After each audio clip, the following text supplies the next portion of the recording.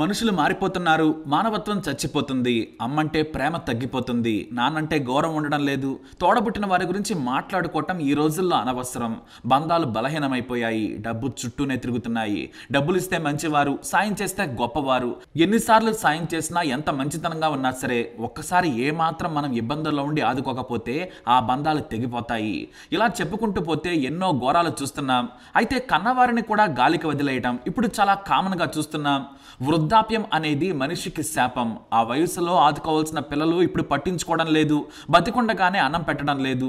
రేపు చనిపోతే కనీసం కర్మకాండలు చేస్తారా? అన్నదమ్ములు కొట్టుకొని దశదిన కర్మైనా చేస్తారా? ఇన్నేళ్లు బతికి కష్టపడి పిల్లలను పెంచి సమాజంతో కలిసి బతికిన మనిషికి మరణం తర్వాత చేసే కొన్ని ఆచారాలు ఉంటాయి. కొన్ని పిల్లలు తీర్చుకునేవి, మరికొన్ని తల్లిదండ్రులు కోరుకునేవి. వాటిలో ముఖ్యమైనది దశదిన కర్మ. పిండ ప్రదానం తర్వాత బంధువులకు, గ్రామంలోని వారికి భోజనాలు పెడతారు. ఇది మన సంప్రదాయం. మనిషికి 9 నెలల గర్భంలో ఉండడం పిండంతోనే మొదలవుతుంది. చివరి తంతు కూడా పిండ ప్రదానంతోనే జీవితం పూర్తవుతుంది. పెద్ద కర్మ తర్వాత ఆ చనిపోయిన వ్యక్తి ఆత్మకు మరో శరీరం దొరుకుతుందనేది చాలా మంది నమ్మకం.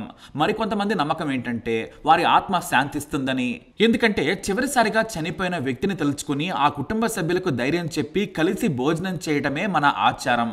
సింపుల్ గా చెప్పాలంటే ఈ కర్మలు చేయటం వలన ఆ కుటుంబం బాధలను కాసంతైనా మరిచిపోతుందని పెద్దలు చెబుతారు.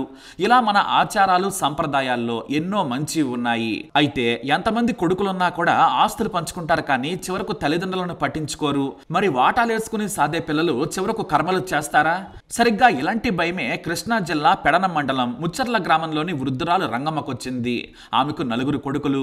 ఆస్తిని పంచిచ్చింది, చదివించింది. అందరూ బాగా సెటిల్ అయ్యారు. కాకపోతే అందరూ ఓ చోట ఉండరు. పిల్లలున్నప్పుడు తాను అందరినీ ఒకే చోట ఉంచి పెంచింది. కానీ తాను వృద్ధురాలయ్యాక మాత్రం వాటాలేసుకుంటున్నారు. ఒకరి దగ్గర 6 నెలలు, మరొకరి దగ్గర మరో 6 నెలలు ఉండాల్సి వస్తుంది. అది ఆమెను బాగా ఇబ్బంది పెట్టింది. కొన్నాళ్లకు చాలా బాధ అనిపించింది. కొన్నిసార్లు కొడుకులు కటువుగా మాట్లాడేవారు. దీంతో ఆమెకు ఓ భయం వేసింది. నేను చనిపోయిన తర్వాత కొడుకులంతా కలిసి పెద్ద కరమైనా చేస్తారా? గ్రామంలోని వారికి తన పేరు మీద భోజనాలు పెడతారా అనే అనుమానం కలిగింది. సరే, చేసినా ఏదో చేయలేదన్నట్టుగా తూతూ మంత్రంగా చేస్తే తనకు అవమానమని భావించింది. వెంటనే కొడుకులను పిలిపించింది. నేను బతికి ఉండగానే పెద్ద కర్మ భోజనాలు పెట్టండి.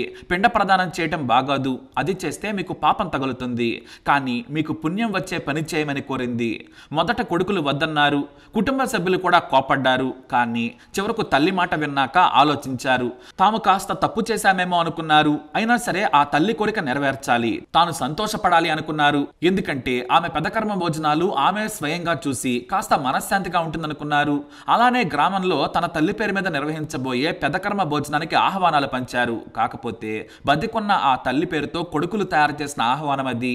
గ్రామంలో ఉన్న వందల మంది కొడుకులు నిర్వహించిన భోజనాలకు వచ్చారు. తల్లి చెప్పినట్లుగానే అందరూ సంతోషించారు. అంతేకాదు ఆమె అందరిలో తిరుగుతూ అందరికీ కనిపిస్తూ తృప్తి పడ్డారు. ఇక అమ్మ చెప్పినట్లుగానే మాంసం, చేపలు వండి పెట్టారు. ఇక వచ్చిన కొందరికి తన చేతులతో స్వయంగా వడ్డించారు రంగమ్మ. అలా ఆమె బ్రతికుండగానే కొడుకులు కర్మ భోజనాలు పెట్టి సంతృప్తిపరిచారు. ఇటు తల్లి, అటు బంధువులంతా కూడా సంతోషం వ్యక్తం చేశారు. ఆ సంతోషమే రంగమ్మకు కొడుకులపై మరింత ప్రేమ కలిగేలా చేసింది. ఒక్క రంగమ్మే కాదు, యూపీకి చెందిన వ్యక్తి జటాశంకర్ అయితే బ్రతికుండగానే అంత్యక్రియలు తానే చేసుకున్నాడు. కొడుకులు తిట్టారు, భార్య వద్దని చెప్పింది. గ్రామస్తులు కూడా పిచ్చి పట్టిందా అన్నారు. కానీ తనకు కొడుకులు పిండం పెట్టకపోతే నా ఆత్మ శాంతించదు, అందుకే బ్రతికుండగానే ఆత్మ శాంతించేలా చేసుకుంటానని చెప్పారు.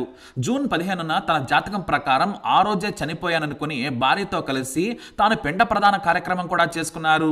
భోజనాలు పెట్టాడు. అంతేకాదు సమాధి కూడా నిర్మించుకున్నాడు. అయితే తన కొడుకులతో గొడవ కారణంగా కేవాన్ గ్రామానికి చెందిన జటాశంకర్ ఇలా చేశాడని చెప్పారు. ఈ రెండూ చూస్తే మనకు ఒకటే అర్థమవుతోంది. పుట్టడం మాత్రమే మన చేతుల్లో ఉంటుంది. మనకు పుట్టిన పిల్లలకు సంతోషంగా పేర్లు పెడతాం, వేడుకలు చేస్తాం. కానీ మనం చనిపోతే కనీసం మనకు చివరి క్రియలు కూడా సరిగ్గా చేయరనే అపనమ్మకం రోజు రోజుకి పెరుగుతుంది. మరి ఈ మాటలపై మీరేమంటారు? మీ అభిప్రాయాలని కమెంట్ ద్వారా తెలియజేయండి. వీడియో అప్డేట్స్ కోసం మై ఛానల్ ఫాలో అవ్వండి. తప్పకుండా ఇలాంటి ఇన్ఫర్మేషన్స్ కోసం లైక్ చేయండి, షేర్ చేయండి, సబ్స్క్రైబ్ చేసుకోండి.